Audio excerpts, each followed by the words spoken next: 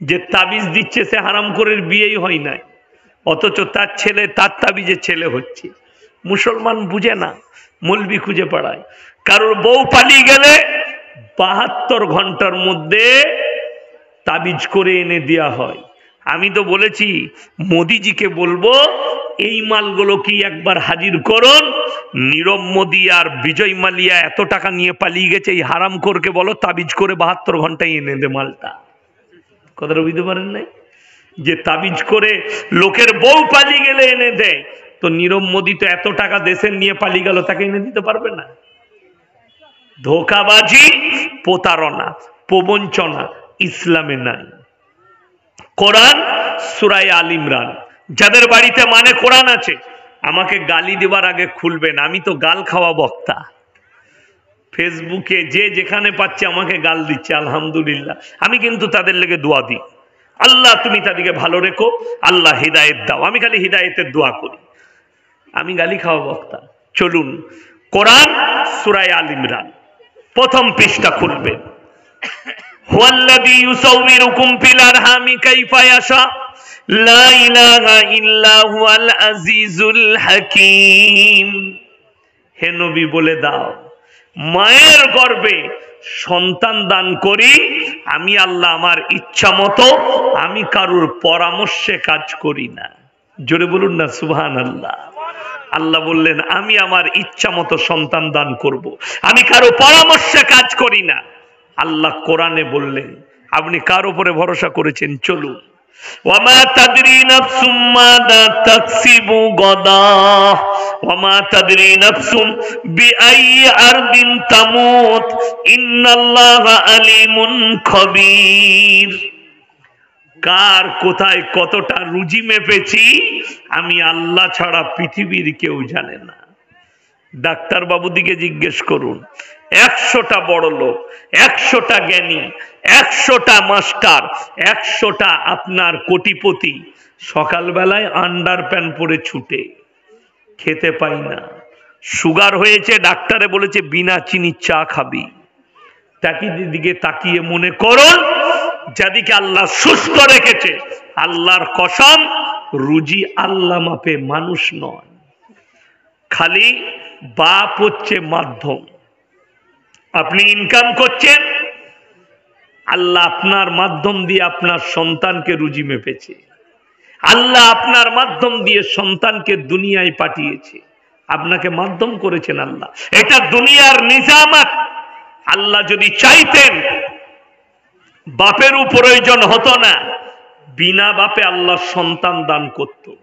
আজকে আপনাকে বলে দিই, মুসলমান বুঝে না, এই যারা 25শে ডিসেম্বর পালন করেছে ক্রিসমাস, ইসলামী শরীয়তে হারাম। কেন হারাম? এই দিনটা খ্রিস্টানরা এই জন্য পালন করে, এই দিনে আল্লাহ বেটা জন্ম দিয়েছে। নাউজবিল্লাহ বলে, নাউজবিল্লাহ বলে। কারা বলে? খ্রিস্টানরা, তাদের আকীদা।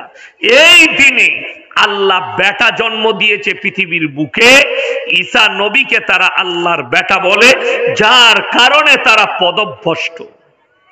25শে ডিসেম্বরটা তাদের। চলুন আগে, একটু আগে চলুন, 1 জানুয়ারি হাজারো মুসলমান কি করে? ফিস্ট করে, পিকনিক করে। করেছে না করেনি? করেছে, এখনো যাচ্ছে যে চল জানুয়ারি মাসে ফিস্ট করব, গান বাজিয়ে, বক্স বাজিয়ে। যে যুবকরা ফিস্ট করতে যাচ্ছেন, মায়েরা বাবারা শুনে যান, সন্তান যদি জানুয়ারি মাসে আপনার পিকনিক করার জন্য পয়সা নাই, ঝাঁটা জুতো মারবেন, পয়সা দিবেন না। ইসলামী শরীয়তে যদি বলেন হুজুর 1 জানুয়ারি কেন পালন করা যাবে না, আমি মানা করব না। কোরআনকে জিজ্ঞেস করুন, গায়রিল মাগযুবি আলাইহিম ওয়ালাদ দাল্লিন। মাগযুব মানে ইহুদি, দল্লিন মানে নাসারা। এই দুটো দলই পদভ্রষ্ট, আর এদের যারা অনুসারী হবে তারাও পদভ্রষ্ট হয়ে যাবে। অর্থাৎ আপনার কাছে এই দিনগুলো পালন করা হারাম। 1 এপ্রিল ইসলামে পালন করা হারাম, যে স্কুল কলেজের স্টুডেন্টরা পহেলা জানুয়ারি পালন করেন, তুমি তোমার প্রফেসরকে জিজ্ঞেস করো, তুমি তোমার প্রিন্সিপালকে জিজ্ঞেস করো, তুমি তোমার স্কুলের হেডমাস্টারকে জিজ্ঞেস করো, এপ্রিল ফুলের ব্যাকগ্রাউন্ডটা বলে দেন। কোথা থেকে এলো পরবটা, কিভাবে এলো? তোমার মাস্টারের হিম্মত নেই বলে দিই। এই দিনটাই ছিল এপ্রিলের প্রথম তারিখ, যেদিনে স্পেনে মুসলমানদের রক্তর হোলি খেলা হয়েছিল মুসলমানকে ধোকা দিয়ে।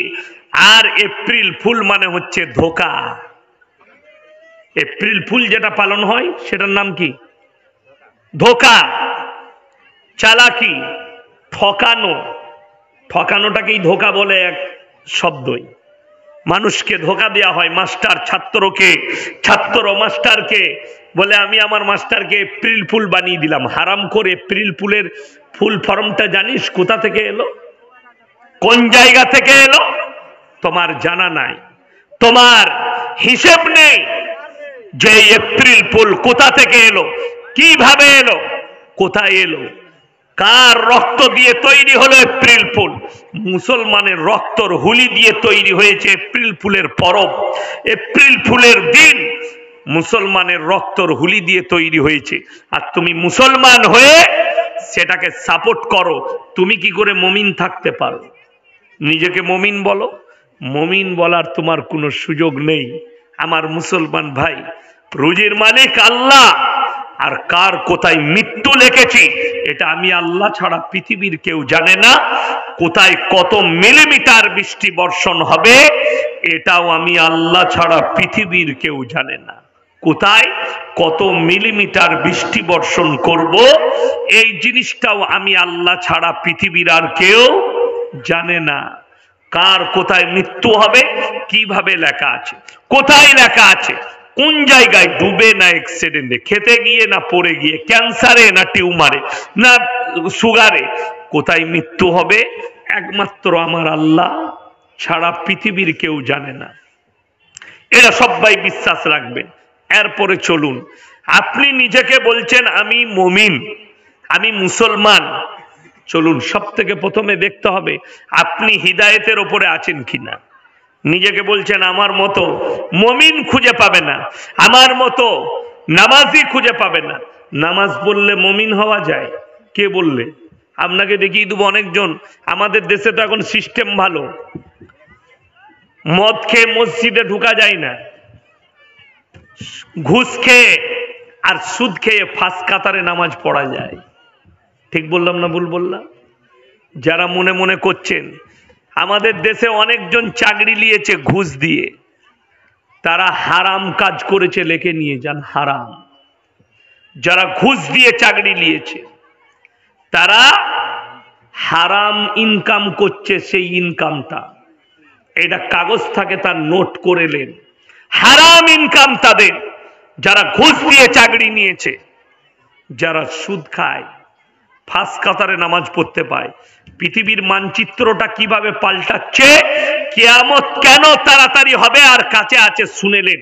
উলামারা কেন বলছেন যে কিয়ামত সন্নিকটে, তার কারণগুলো বুঝিয়ে দিই। আজকে মুসলমান হক চিনতে পারেনি, ব্র্যান্ড চিনতে পারেনি। আপনার কাছে ব্র্যান্ড কি বুঝিয়ে দিই। আমি গত বছরে হায়দ্রাবাদে জলসা করেছিলাম, এই বছরও করেছি, আর 2022 সালেও করেছিলাম, 23 সালেও করলাম হায়দ্রাবাদে। তো রাত 11টায় জলসা শেষ। আমার এলাকার অনেক ছেলে থাকে, সোনার ব্যবসা করে, আমার গ্রামের ছেলে থাকে, সব বন্ধু বান্ধব। তো তারা জলসা শেষের পরে বললে মৌলী সাহেব চলুন ঘুরতে নিয়ে যাব। কোথায়? চার মিনারে, ফেমাস জায়গা। গেলাম, ফালুদা খাওয়ালো, পায়েস খাওয়ালো, ফলের অনেক কিছু খাওয়ালো, পেস্তা হাউসে চা খাওয়ালো। তো দেখছি চার মিনারে অনেক দোকান আছে। একজন ঠেলা গাড়ি করে ভ্যানে করে ঘড়ি বিক্রি করছে, একটা যুবক। তো একটা ঘড়ি আমার হাত ঘড়ি ব্ল্যাক কালারের ছিল, খুব পছন্দ হলো, এখনো আছে বাড়িতে। তো আমি বললাম ভাই इसका कितना रुपया कीमत है? बोले मौलवी साहब इसका 200 रुपया कीमत है। মানে 150 में आएगा? बोले ले लीजिए। আমি 150 টাকায় ঘড়িটা হাতে পড়ে নিলাম। সেই ঘড়ি পড়েই আমি তারপরের দিন দুর্গাপুর কাজী নজরুল ইসলাম এয়ারপোর্টে নামলাম, প্লেনে এসে গাড়ি চাপলাম, একবারই ধুলিয়ানে জলসা। ধুলিয়ানে এলাম, এরকম আপনাদের মতো অনেক লোক বসে আছে, হাজার খানেক লোক। আমি আমার হাতের ঘড়িটা জিজ্ঞেস করলাম, বাবাজিরা আমার হাতের ঘড়িটার দাম কত? একজন বললে মৌলী সাহেব 7,000, একজন বললে মৌলী সাহেব 3,000, আর একজন বললে মৌলী সাহেব 1500, আর একজন বললে মৌলী সাহেব 1250 টাকা। যতজন বলেছে সব পাই ঠিক বলেছে, ভুল কেউ বলেনি। যদি বলেন কেন, সবাই তো ভুল বলল। এই জন্যে ভুল বলেনি যে 7,000 বলেছে সে মনে মনে ভেবেছে ইয়াসিন সাহেবের মতো বক্তার হাতে ঘড়ি যখন মালটা বিরান্টি হবে। কথা বুঝাতে পারলাম? এখনো বাঁশটা দিই নাই, বাঁশটা লাস্টে দেবো, এই তো শুরু করেছি, দাঁড়াও নিয়ে যাই শেষে। যে 3,000 বলেছে সেও ঠিক বলেছে, সে ভাবছে ইয়াসিন সাহেবের হাতে আছে ঘড়িটা কুমা নয়। ওই ঘড়িটাই কিংবা একটা বড় গরিবের ছেলে যদি 5,000 টাকা দাবি ঘড়ি পড়ে, লোকে বলবে রায়গঞ্জে 80 টাকায় কিনেছিস বে। ঠিক বললাম না ভুল বললাম? গরিবের ছেলে যেহেতু সে গরিব, তার হাতে 5,000 টাকা দামি ঘড়িটা 80 টাকা হয়ে গেল। বলে দি আপনাদের কোন গ্রামের ছেলে, গরিবের ছেলে ছিঁড়া প্যান্ট পরে রাস্তা দিয়ে গেলে লোকে বলবে ও গরিব, গরিব তো পয়সা নেই ওই জন্য প্যান্টটা ছিঁড়া। আর ওই ছিঁড়া প্যান্টটাই শাহরুখ খানকে পরিয়ে দেন, বলবে দারুণ ডিজাইন বে, প্যান্ট খান কোথায় পাওয়া যাবে বলতো? ঠিক বললাম না ভুল বললাম? খালি লোকটা পাল্টে গেল, প্যান্টটার মূল্য বেড়ে গেল। এরপরে বাঁশটা লাও, বাঁশটা দিচ্ছি। আমাদের সমাজে সুদ খেয়ে বড় লোক হয়েছে, হারাম খেয়ে বড় লোক হয়েছে। মসজিদে 5,000 10,000 টাকা দান করেছে, তাকে আমরা চেয়ার ছেড়ে দিই, তাকে সম্মান করে। আর একটা লোক হালাল ব্যবসা করে, দিনদার নামাজি, হারাম খায় না, 500 টাকা দান করে, তার কোনো মূল্য নাই। ওরে নেমো হারাম, যে হালালের পয়সা 10 টাকা দান করবে আর হারামের যদি 10 লাখ দান করে, ওই 10 লাখের থেকে 10 টাকা বলার মূল্য বেশি। এই হচ্ছে আসল ব্র্যান্ড। তোমরা ব্র্যান্ড চিনতে পারোনি, তোমরা মনে করেছো ইয়াসিনের হাতে ঘড়ি আছে মানে ইয়াসিনি ব্র্যান্ড। না, মৌলবি চিনতে হবে। না, বড় লোক পয়সা দিলে তার পয়সাটা হালাল কিনা হারাম এটা জানতে হবে। আপনি আমার গ্রামে চলুন, আল্লাহর রহমতে 5,000 বসতির গ্রাম, সব মুসলিম, জোরে বলুন সুবহানাল্লাহ। সব মুসলিম, 5,000 ঘর, একটাই মসজিদ। কটা মসজিদ বললাম? একটাই মসজিদ। এই আগে যা ছিল, নতুন করে 1 কোটি টাকার মসজিদ তৈরি হলো, 1 টাকা বাইরের লোকের নাই, সব ওর সাথে বাড়ালো 2 তালা। আমার গ্রামের নিয়ম আছে, মসজিদ কমিটিতে যারা থাকবে তারা দুর্নীতিবাজ হতে পাবে না। কোন রকমের হারাম ব্যবসায় জুড়ে থাকলে তাকে সাসপেন্ড করা হবে, এবং 5 ওয়াক্তের নামাজি হতে হবে মসজিদ কমিটিতে থাকতে হলে। আর আমি বহু জায়গায় দেখিয়ে দেবো, মসজিদের সেক্রেটারি হয়েছে হারামখোর, জুম্মা ছাড়া নামাজি পড়ে না। ঠিক বললাম না ভুল বললাম? রাগ করেন না, দরকার পড়ে আমাকে দাওয়াত দিবেন, আমি বাস্তব কথা বলছি। আমার মাদ্রাসার সেক্রেটারি আছে, চলুন, ফজর কোনোদিন কাজা পাবেন না। আমার মাদ্রাসার কমিটি আছে, ফজর কাজা পাবেন না, আল্লাহর কৃপায়। আর দ্বিতীয় নম্বর, আমার মাদ্রাসা, আমার গ্রামের মসজিদে যারা রাজনৈতিকের সঙ্গে জুড়ে আছে তারা মাদ্রাসা মসজিদের কমিটিতে থাকতে পাবে না। এটা রুলস আমাদের গ্রামে। আলহামদুলিল্লাহ আমাদের মসজিদের উন্নতি, মসজিদ কমিটি এত ভালো। মসজিদের উন্নতি গিয়ে দেখে আসুন, চলুন আমার সঙ্গে, আমার গাড়িতে চেপে দেখতে পাবেন। মসজিদের কমিটিকে দেখতে পাবেন, তারা দাড়িওয়ালা কিনা, তারা নামাজি কিনা, না আমি মিথ্যা বলছি এটা জানবেন। চলুন গিয়ে খোঁজ নেবেন। এই যে রেকর্ডিং হচ্ছে, এটা কি আমার গ্রামের লোক শুনবে না? কথা বলেন, শুনবে। আমার গ্রামের লোকও আমাকে ভালোবাসে, শুনে তারাও শুনবে। ইয়াসিন সাহেব এই কথাটা বলেছে, এটা মিথ্যা হলে তারা ধরবে না? ধরবে না? কথা বলে ধরবে, তুমি মিথ্যা বলেছ। কিন্তু ইয়াসিন মিথ্যা কথা বলেনি। আমার আব্বাজি মোল্লা শওকত আলী মাজাহিরি, অনেকে চিনে, ইউটিউবে অনেকে জলসা শুনেছেন আমার আব্বাজি। আমার আব্বাজি হচ্ছে মসজিদের সেক্রেটারি আমার গ্রামের। আমি আমার আব্বার মাদ্রাসার শিক্ষক। চলুন মাদ্রাসার উন্নতি দেখে আসবেন, মাদ্রাসার নিয়ম কানুন দেখে আসবেন, মাদ্রাসায় কোনো কমিটি মাতাল আছে কিনা দেখে আসবেন, সুদখোর আছে নাকি দেখে আসবেন। আর আপনাকে আমি দেখিয়ে দেবো বহু জেলায়, আমি দিনাজপুরের কথা বলছি না, এইখানে লোক খুব পরেশগার, কি বুঝলেন? আপনাদের দেশের লোক খুব ভালো আল্লাহওয়ালা, আমি আপনাদের জেলার কথা বলি নাই, বাকি অন্যান্য জেলার কথা বলছি। আমার ভয় লাগছে নেমে গিয়ে যদি আটকায়, আমার জেলার কথা বলেছে, ওই জন্য তোমার জেলা নয়, আপনাদের জেলা খুব ভালো, ভদ্র, নম্র, বিনয়ী, খুব ভালো আপনারা। কিন্তু বাস্তব কথা বলছি, শুনেন, আল্লাহকে ভয় করেন। কিয়ামত ওই জন্য কাছে, সুদখোরের পয়সা আছে মাদ্রাসার সেক্রেটারি করে দে, সুদ খেয়ে বড় লোক হয়েছে, লোকের মেরে নিয়ে সম্পত্তি করেছে, মসজিদের কেসিয়ার করে দে, সেই মসজিদ মাদ্রাসায় জীবনে উন্নতি হতে পারে না। লিখে নিয়ে যাও, তার জীবনে পরিবর্তন নাই। হ্যাঁ, সে যদি স্টেপ পার করে পরিবর্তন আসে, দাড়িওয়ালা হয়ে যায়, নামাজি হয়ে যায়, পাপ কাজ ছেড়ে দেয়, তখন কিন্তু সে স্থান পাবে। বুঝতে পেরেছেন না পারেননি? হ্যাঁ, ওই জন্য আপনাকে এটা বুঝতে হবে। আমি এটাই বুঝাতে চাইছি যে আপনি নামাজ পড়েছেন মানে আপনি মুমিন নয়। আমাদের দেশের লোক মাথা ঠুকলে মুমিন হওয়া যায়? মাথা তো নাস্তিক ছাড়া সবাই ঠুকে, ঠুকে না? ঠুকে না? নাস্তিক যারা আছে, যারা আল্লাহ ধর্মে বিশ্বাসী নয়, তারা বাদ দিয়ে সবাই মাথা ঠুকে। আপনাকে দেখিয়ে দেবো মাথা কত লোক ঠুকছে। আপনি মনে করছেন মুসলমান? এই আমি মোবাইলে দেখছিলাম, বোম্বে থেকে নাকি মহারাষ্ট্র থেকে একটা মেয়ে রাম মন্দির উদ্বোধনে, মুসলিমদের মেয়ে, মুস্কান না কি নাম, সেই মেয়েটা আসছে। একে যারা মুসলমান ভাবছে তারাই তো গর্ধব আর মূর্খ।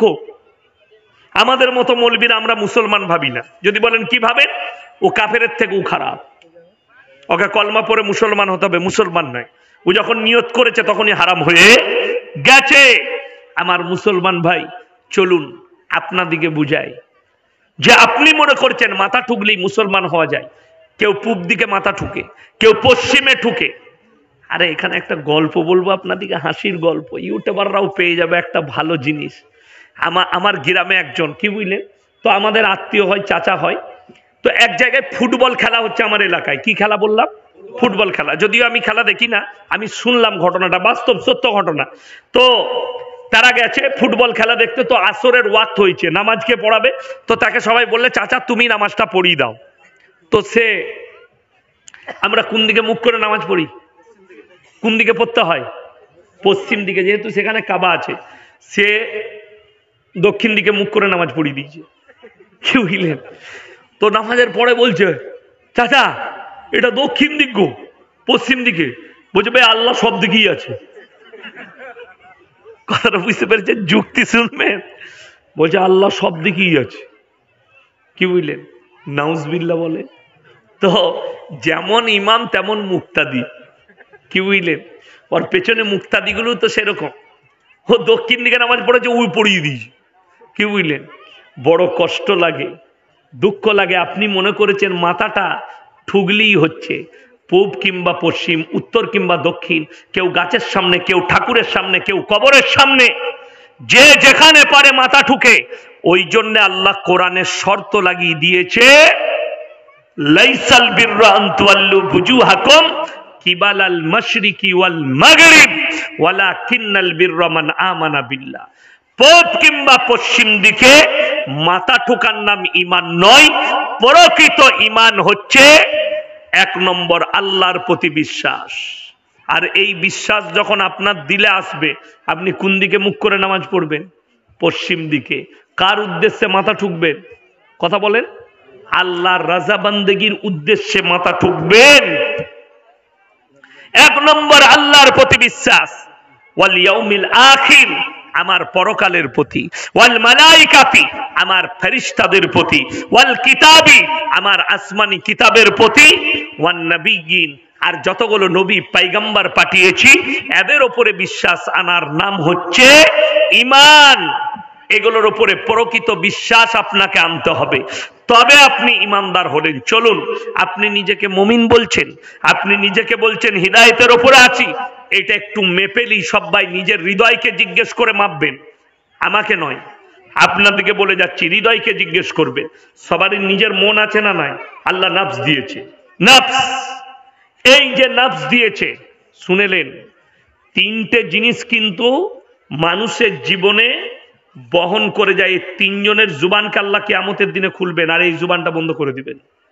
যারা অস্বীকার করবে, আল্লাহ এই জুবানটা বন্ধ করবেন। কোরআনে আছে, আল ইয়াউমা নাখতিমু আলা আফওয়াহিহিম ওয়া তুকাল্লিমুনা আইদিহিম ওয়া তাশহাদু আরজুলুহুম বিমা কানু ইয়াকসিবুন। সূরা ইয়াসিন। আমি আল্লাহ জুবানটা বন্ধ করে দেব, সেলাই মেরে দেব, তোমাদের অঙ্গ পতঙ্গকে কথা বলার যোগ্যতা দান করব। 1 নম্বর, তোমার কান কথা বলবে। 2 নম্বর, তোমার অন্তর কথা বলবে। 3 নম্বর, তোমার চক্ষু কথা বলবে। তুমি কোথায় পাপে গিয়েছিলে, চোখের দ্বারা কি পাপ করেছো। ওই জন্য অনেকজন মনে মনে করে, একজন অন্ধ ব্যক্তি আল্লাহ তাকে অন্ধ করেছে। অন্ধ হয় না, হয় না? সমাজে অনেক অন্ধ ব্যক্তি হয়, তাদেরকে দেখে আমরা দুঃখ পালন করি। আল্লাহ মানুষটাকে আল্লাহ অন্ধ করেছে, তাকে একটা নিয়ামত আল্লাহ কেড়েছে, কিন্তু তাকে 100টা নিয়ামত আল্লাহ দান করেছে। জোরে বলুন সুবহানাল্লাহ। আমার মাদ্রাসায় আছে একজন রফিক ভাই নাম। আমি যখন বাচ্চা ছেলে আমাকে কোলে করে মানুষ করেছে, তো তারপরে আবার আমার সাথে পড়েছে, এখন আবার আমার ছাত্র। তার বয়স 50 বছর, আমার বয়স 36 বছর। আমাকে মাঝে মাঝে বলে, আমার চোখ থাকলে না আমি তোর মতনই মৌলবি হতাম, আমিও জলসা করতাম। মাঝে মাঝে বলে, ইয়ার কি মারে।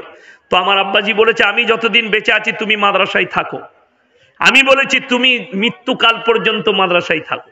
বিয়ে শাদী হয়নি, মাদ্রাসাতেই থাকে। তো সে একদিন দুঃখ করছে, ইয়াসিন ভাই, আল্লাহ আমাকে চোখ দেয়নি, সব দিয়েছে, শক্তিশালী করেছে। তোমার হাতটা, আমার হাতটা যদি মুচুড়ে ধরে 6 ফুটের উপরে লম্বা, আমি আর লড়তে পারবো না, এত শক্তি দিয়েছে আল্লাহ, কিন্তু অন্ধ। আমি তাকে একটা কথা বলেছি যে, রফিক ভাই, আল্লাহ তোমার কাছ থেকে একটা নিয়ামত কেড়েছে, তোমাকে কত বড় নিয়ামত দিয়েছে জানো? মানুষের জীবনে যতগুলো পাপ হয়, 90% পাপের ভাগীদার হয় চোখ। এই চোখের পাপ থেকে আল্লাহ তোমাকে হেফাজত করে দিয়েছে। জোরে বলুন সুবহানাল্লাহ। যে অন্ধ হয়েছে, যারা অন্ধ আছেন, যার সন্তান অন্ধ আছে, তারা জানবেন আমার আল্লাহ একটা নিয়ামত আমার সন্তানের কাছে কেড়েছে, 100টা নিয়ামত আমার সন্তানকে আল্লাহ দিয়েছে। চোখের সমস্ত পাপ থেকে আল্লাহ আমার সন্তানকে হেফাজত করে দিয়েছে। আমার মুসলমান ভাই, এরপরে আমি আপনাদের সঙ্গে কোরআনে যাব, সূরা বাকারার একবারই প্রথমে, যে আল্লাহ তাআলা মানুষকে, আমাদের মধ্যে মুমিনকে, ইমানদারকে হিদায়াতের উপরে কারা আছে, এটাকে একটু মাপুন। বিসমিল্লাহ। এটাকে মাপার জন্য কোরআনে চলুন।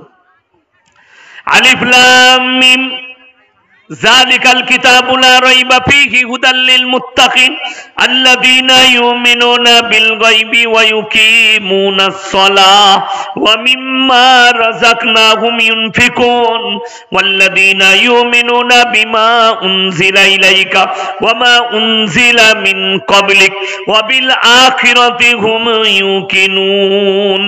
আলিফ লাম মিম, আলিফ লাম মিম রা, তাসিন তাসিন মিম ইয়াসিন কাফ ইয়া আইন সাদ। কোরআনে যতগুলো এরকম হরফ আছে, এগুলোর নাম হচ্ছে হরফে মুকাত্তাত। এর মানেটাই আল্লাহ ছাড়া পৃথিবীর কেউ জানে না।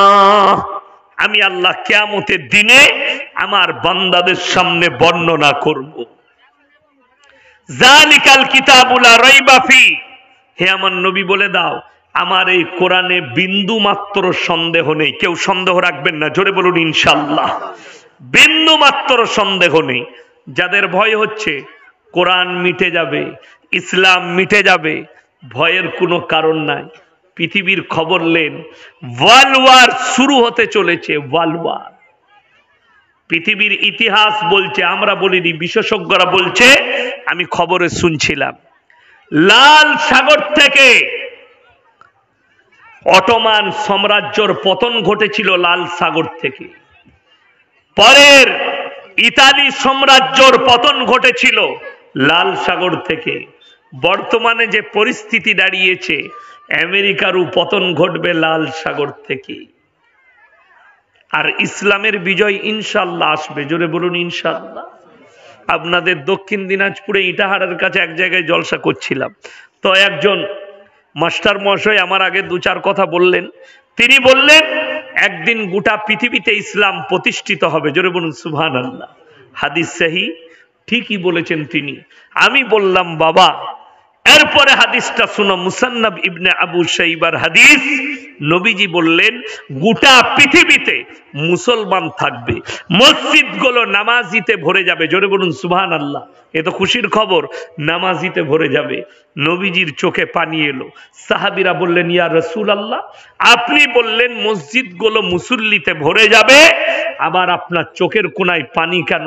নবীজি বললেন হে আমার সাহাবীরা শোনো, মসজিদ তো ভরে যাবে, কিন্তু মসজিদগুলোয় যে মুসল্লিরা থাকবে তারা সুদ খাবে আর বড় বড় অট্টালিকা বাড়ি বানাবে, ইমানদার তখন কেউ থাকবে না।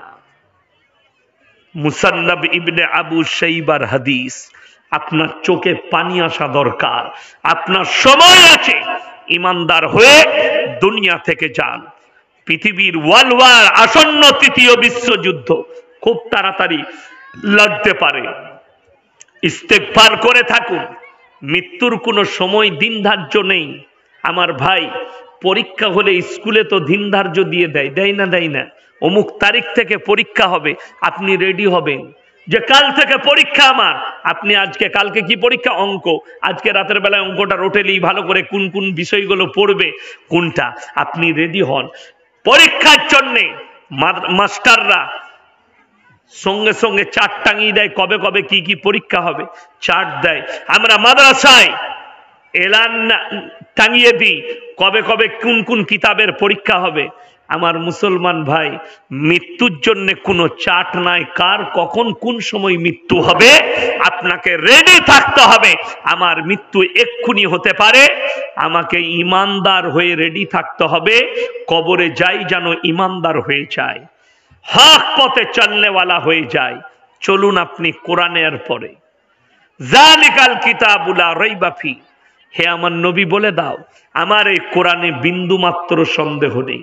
হুদাল লিল মুত্তাকিন, যারা মুত্তাকি হবে, ইমানদার হবে, তাদের জন্য আমার কোরআনে উপদেশে ভরা আছে। এই কোরআনটা শুধু মুসলিমরা পড়ে না, অমুসলিম ভাইরাও পড়ে। কে কে পড়েছেন? রাজা রামমোহন রায় কোরআন পড়েছেন, শ্রী রামকৃষ্ণ কোরআন পড়েছেন, কবিগুরু রবীন্দ্রনাথ ঠাকুর কোরআন পড়েছেন, ঈশ্বরচন্দ্র বিদ্যাসাগর কোরআন পড়েছেন, আমার ভাই আইনস্টাইন কোরআন পড়েছেন, স্যার আইজ্যাক নিউটন কোরআন পড়েছেন। বড় বড় বৈজ্ঞানিক, গতিশীলরা, যারা জ্যোতিষী ছিল, বড় বড় বৈজ্ঞানিক ছিল, লেখক ছিল, তারা কোরআন পড়েছে। আল্লাহর কসম, তাদের কোরআন পড়া আর মসজিদে একজন মূর্খ মুসল্লির কোরআন পড়া, আল্লাহর কাছে আসমান আর জমিনের ফারাক আছে। আমার আল্লাহ রাব্বুল আলামিন যারা বিশ্বাস করে ইমানদার একজন কোরআন পড়ে, আল্লাহ তুমি যা বলেছো সত্য বলেছো, যেটা দিয়েছো উপদেশ দিয়েছো, এই মনে করে তারা কোরআন পড়ে। আর তারা কোরআন পড়েছে জানার জন্য, মানার জন্য নয়। আমার মুসলমান ভাই, আগে চলুন। আমার আল্লাহ শর্ত লাগলেন পাঁচটা কথার উপরে, যারা বিশ্বাস আনবে, আমল করবে, তারাই একমাত্র হিদায়েতের উপরে আসবে। এক নম্বর, আল্লাযীনা ইউমিনুনা বিল গায়ব, না দেখে আল্লাহকে বিশ্বাসের নাম হচ্ছে ঈমান। কেউ আল্লাহকে দেখেছেন এখানে? কথা বলেন। কেউ দেখেননি? আচ্ছা, দেখার ইচ্ছা আছে না নাই? আছে। যদি দেখার ইচ্ছা থাকে, সবাই নিয়ত করুন আজ থেকে মুমিন হব। জোরে বলুন ইনশাআল্লাহ। মুমিন যদি হন, জান্নাতি দিকে আল্লাহ সব থেকে দামি উপহার যেটা দিবে সেটা হচ্ছে কি? আল্লাহর দিদার। জোরে বলুন সুবহানাল্লাহ। আল্লাহ দিদার হবে। ভেবে দেখুন, আল্লাহ রসুলকে কেউ দেখেছেন? দেখেননি। মুসলমানদের ইমান বেঈমান কাফেররা ধ্বংস করছে এই মোবাইলের দ্বারা। আপনারা হয়তো জানেনই না, এই মোবাইলের দ্বারা বেঈমান কাফেররা মুসলমানদের ইমান ধ্বংস করছে। যদি বলেন কেমন করে, শুনেলেন। এখন দেখবেন মোবাইলে ফেসবুক খুলেন, ইউটিউব খুলেন, কিংবা টিভি খুলেন, এখন কিছু কিছু মানে নাটক বেরিয়েছে, মানে নাটক বলতে সিরিয়ালও বলে কেউ, এখন আবার নতুন নাম দিয়েছে সিরিজ। সিরিজ সেগুলোতে কি হয় দেখবেন, ইউসুফ নবীর ঘটনা ভিডিও করে দেখাচ্ছে, দেখাচ্ছে না দেখেন নাই? একটা সুন্দর ছেলেকে ইউসুফ নবী বানিয়েছে। ইউসুফ নবীকে কেউ যদি নবী বলে অস্বীকার করে দেয়, তাকে কলমা পড়তে হবে, ঈমান চলে যাবে। ইউসুফ নবী আল্লাহর পয়গম্বর। কার পয়গম্বর? এটা মুসলমানের জন্য বিশ্বাস করতে হবে। আয়াতটা শুনিয়ে দেবো আমি, কোরআনে আছে যে যতগুলো নবী পয়গম্বর এসছে এদিকে বিশ্বাস করতে হবে প্রত্যেকটা মুসলমানকে, যারা আল্লাহর পয়গম্বর। ইউসুফ নবীকে আমরা কেউ দেখেছি? দেখেননি। এরপর ভিডিওতে যারা ওই ছেলেটাকে দেখছে যাকে ইউসুফ নবী সাজিয়েছে, যে মেয়েটাকে জুলাইখা সাজিয়েছে, অথচ ওই মেয়েটা হয়তো কোনো পতিতালয়ের মেয়ে, দেহ ব্যবসায়ী মেয়ে, ফিল্ম করে খায়, দেহ বেচে খায়, দেহ নাচিয়ে খায়, তাকে জুলাইখার সঙ্গে তুলনা করছে। দ্বিতীয় নম্বর, এই ছেলেটার জন্ম কি আমি জানি না, কিন্তু যখন ইয়ে সিরিয়াল করছে আর ফিল্ম করছে, ইয়ে হালাল হতে পারে না, হারাম। তো আপনি যখন দেখবেন আপনার মনে ধরে গেল কি ইউসুফ নবী এটা, এইখানে ইমানটা ধ্বংস হয়ে যাবে। তোমার দিল যদি নফস ব্রেন বলে দেয় এই ছেলেটা ইউসুফ নবী, ওইখানে ব্রেনটা ধ্বংস হয়ে যাবে। কেউ এই ধরনের সিরিজ কেউ দেখবেন না, জোরে বলুন ইনশাআল্লাহ। নবীর ঘটনা, সাহাবীদের ঘটনা যদি ফিল্ম করে দেখায় হারাম, এবং ওটা দেখে বিশ্বাস করার নাম ঈমান নয়। আল্লাহ শর্ত রাখলেন আল্লাযীনা ইউমিনুনা বিল গায়ব, না দেখে আল্লাহকে বিশ্বাসের নাম হচ্ছে ঈমান। হযরত ইব্রাহিম আলাইহিস সালাতু ওয়াস সালাম সকালে উঠে যখন জ্ঞান হয়েছে, নিজের আব্বাজিকে জিজ্ঞেস করছে, হে আমার আব্বা, আমাদের মাবুদ কে, আমার সৃষ্টিকর্তা কে? তার আব্বা বললে, তুমি কি দেখতে পাও না? এই তো আমার ঘরে নামানো আছে এগুলো। ইব্রাহিম নবীর বাপের তিনটে কাজ ছিল, কটা বললাম? তিনটে। মূর্তি তৈরি করা, মূর্তি বিক্রি করা, মূর্তির পুজো করা, তিনটে কাজ। বললে এই তো এগুলো। হে আমার আব্বাজি, আপনি নিজের রবকে নিজের হাতে তৈরি করছেন? এই উত্তর করলেন ইব্রাহিম নবী, আপনি কি নিজের রবকে নিজের হাতে তৈরি করে তার উপাসনা করছেন? অথচ এদের কোনো ক্ষমতা নাই। কোরআনে আছে, ইয ক্বালা লিআবিহি ইয়া আবাতি লিমা তা'বুদু মা লা ইয়াসমাউ ওয়া লা ইউবসিরু ওয়া লা ইউগনি আনকা শাইয়্যা। হে আমার আব্বাজান, আপনি কার উপাসনা করছেন যে হাত পা নাড়তে পারে না, কথা বলতে পারে না, নিজস্ব কোনো যোগ্যতা নেই, তার আপনি উপাসনা করছেন? এই রাস্তা ছেড়ে আমার আল্লাহকে বিশ্বাস করুন। শয়তানের রাস্তা। ইব্রাহিম নবী বলেছিলেন, সকালবেলায় উঠে ইব্রাহিম নবী দেখতে পেলেন সূর্য উঠেছে। সকালবেলায় সূর্যটা কত সুন্দর লাগে, কথা বলেন। দেখবেন লাল পারা হয়ে সূর্যটা খুব সুন্দর লাগে। সেই সূর্যকে দেখে ইব্রাহিম নবী বললেন, এ হামারা মাবুদ হ্যায়। সূর্য যখন মিটে গেল, সন্ধ্যেবেলায় ডুবে গেল, অস্ত চলে গেল, বলে ইয়ে মেরা রব নেহি হো সকতা, এটা আমার প্রভু নয়, আমার আল্লাহ নয়, এটা আমার সৃষ্টিকর্তা হতে পারে না। চন্দ্র উঠে এলো, বলে এর আলোটা এত মিষ্টি, এত সুন্দর, তাহলে এটাই আমার রব, এটাই আমার সৃষ্টিকর্তা। সকাল হইলে চন্দ্রও মিটে গেল, এরপরে বললে এটাও আমার রব নয়। যখন ইউ মিটে গেল, আল্লাহ আওয়াজ দিয়েছেন, ইন্নাকা আনতা আল্লামুল গুয়ুব, জোরে বলুন সুবহানাল্লাহ। তোমার রব হচ্ছে আলিমুল গায়ব। পাহাড়ে ছুটলেন ইব্রাহিম নবী, হামারা রব কোন হ্যায়, আমার সৃষ্টিকর্তা কে? আমার আল্লাহ আওয়াজ দিয়েছেন ইব্রাহিম নবীকে, আমি অদৃশ্যের মালিক। শোনো ইব্রাহিম, আমি হচ্ছে আলিমুল গায়ব, না দেখে বিশ্বাস করো। ইব্রাহিম নবী দাওয়াত দিতে শুরু করলেন, আল্লাহ নবুয়ত দান করলেন, জোরে বলুন সুবহানাল্লাহ। ওই জন্য আল্লাহ কোরআনে শর্ত রেখে দিয়েছেন, আল্লাযীনা ইউমিনুনা বিল গায়ব, না দেখে আল্লাহকে বিশ্বাসের নাম হচ্ছে, সকলে বলুন কি? ঈমান। এরপরে আগে একটু চলুন, আরো একটু আগে চলুন। এরপরে দ্বিতীয় নম্বর, ওয়ায়ুকিমুনাস সালাহ, এটা দ্বিতীয় নম্বর পাঁচটার মধ্যে। তারা যেন পাঞ্জেগানা নামাজি হয়। আল্লাহর নবীর হাদিস, যারা বেনামাজি আছেন তারা শুনে যান, যারা নামাজ পড়ছে তাদের এনার্জি আছে তারা শুনে যান। আল্লাহ কোরআনে বললেন তারা যেন পাঞ্জেগানা নামাজি হয়, যারা হিদায়েতের উপরে আসতে চায়, মুমিন হতে চায়। আমার নবীজি বললেন যার নামাজ নাই তার ইসলাম নেই। নবীজির হাদিস। তুমি না হাদিস কাটতে পারবে না কোরআন কাটতে পারবে। হে মুসলমান, তুমি বেনামাজি নিজেকে মুমিন বলে দাবি করো, তুমি বেবাদ্দিন তুমি নিজেকে মুমিন বলে দাবি করো, কোন হিসাবে করো? চলুন আরো একটু আগে চলুন। নামাজ কেমন জিনিস? যারা পাপী আছেন তারা শুনে যান।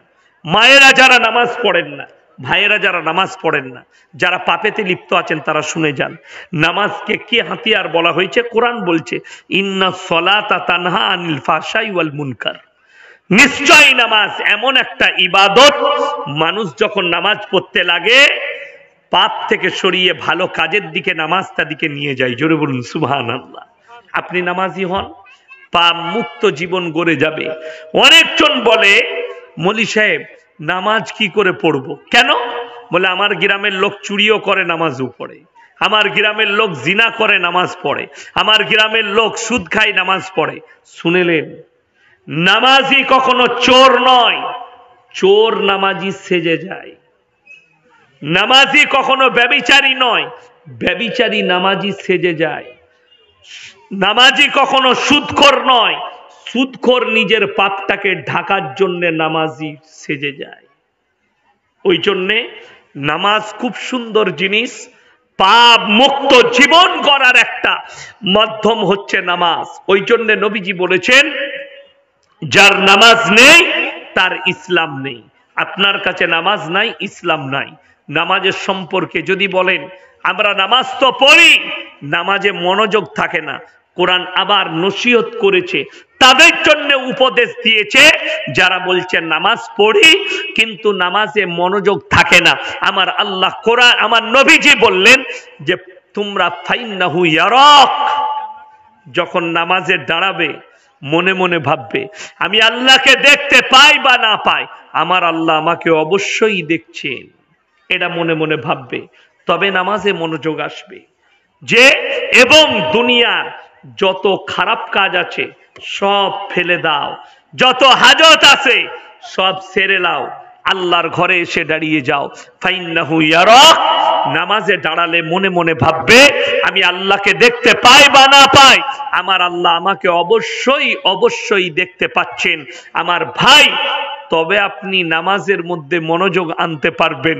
আল্লাহ কোরআনে অপর জায়গায় বলেছেন হে নবী বলে দাও যারা আমার প্রিয় বান্দা হবে, সূরা ফুরকান, ওয়াল্লাযীনা ইয়াবিতুনা লিরাব্বিহিম সুজদান ওয়া কিয়ামা, রাতের অন্ধকারে রাত জেগে কেঁদে কেঁদে যারা আল্লাহর ইবাদতে রাত যাপন করে তারাই হচ্ছে আমার প্রিয় বান্দা।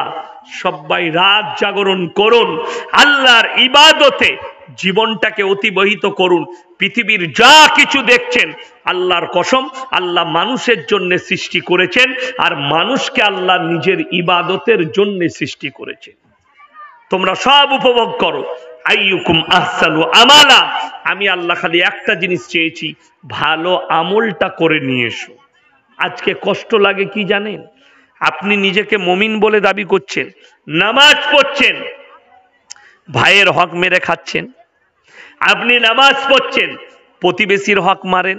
আপনি কি মনে করেছেন নামাজ, রোজা, তাসবিহ, তেলাওয়াত এইগুলোই খালি ইসলাম? না, পরিপূর্ণ জীবন ব্যবস্থার নাম হচ্ছে ইসলাম। আপনার মাথা থেকে পা থেকে মাথা পর্যন্ত প্রত্যেকটাই আদর্শ নবীজি সাল্লাল্লাহু আলাইহি সাল্লামের আদর্শ মোতাবিক হতে হবে, কোরআন হাদিস মোতাবিক হতে হবে, তবেই আপনি পাবেন পরিপূর্ণ ইসলাম।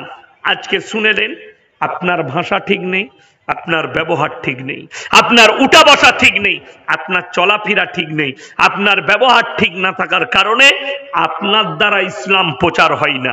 নবীজির আখলাক আর চরিত্রের দ্বারা ইসলাম প্রচার হয়েছে, আর তোমার আখলাক চরিত্র দেখে মানুষ ঘৃণা করছে। আপনি চলুন মালদা জেলে চলুন, দেখবেন যতগুলো ক্রিমিনাল আছে 80% মুসলিম পাবেন। কিসে? হিরোইন পাচার, গাঁজা পাচার, বন্দুক সাপ্লাই, সব খারাপ কাজে মুসলিম। কেন? এদের কাছে দ্বীনি শিক্ষাও নাই, দুনিয়াবি শিক্ষাও নাই, এদিকে ব্যবহার করছে মানুষ নিয়ে, এদিকে ব্যবহার করছে। আমি এটাই আপনাদেরকে বুঝাতে চাইছি যে মুসলমান, আপনি নামে মুসলমান হবেন না, কাজে মুসলমান হয়ে দেখান। কাজে মুসলমান হন, ইজ্জত আল্লাহ দান করবেন, আল্লাহ ইজ্জত দিবেন। মুসলমান হন, আপনি পরিপূর্ণ ইসলামের মধ্যে দাখিল হন। আপনি দাখিল হতে পারেননি।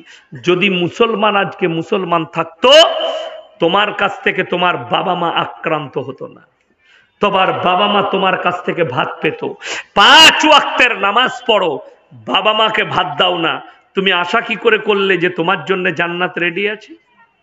তুমি 5 ওয়াক্তের নামাজি, বাবা মাকে গালি দাও, তুমি কি করে আশা করে বসে আছো যে আমি জান্নাত পাবো? তুমি 5 ওয়াক্তের নামাজি, তাহাজ্জুদ পড়ো। রমজান মাসে বড় কষ্ট কোথায় লাগে জানেন? যদি বলেন বাপ মায়ের খিদমত করতে হবে, আমি বলবো না, কোরআনকে জিজ্ঞেস করুন। ইম্মা ইয়াবলুগান্না ইনদাকাল কিবার আহাদুহুমা আও কিলাহুমা